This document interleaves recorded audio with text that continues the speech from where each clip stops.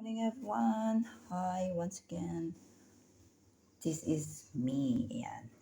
I am planning to cook macaroni. So, macaroni, laking tulong talaga pag meron kang adobo. Any kind na adobo, manok, chicken, ay manok or baboy. So here are our ingredients for today. Bawang sibuyas of course, pang sahog, macaroni, meron akong patatas guys, bagu beans, cauliflower, carrots, and of course repolyo and gatas. So we'll start na. Siyempre guys, bawang sibuyas muna. Right pa natin.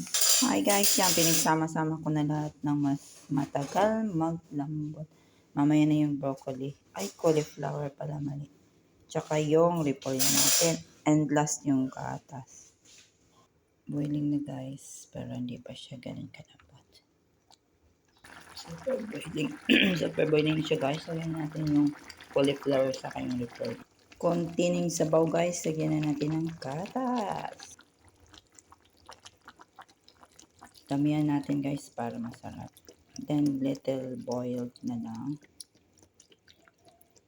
Hi guys, there you go. Ayan na po siya guys. Pakuluin natin ng konti para yung gatas maluto.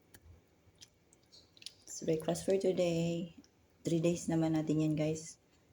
Have a nice day. Yan po muna for today. Thank you.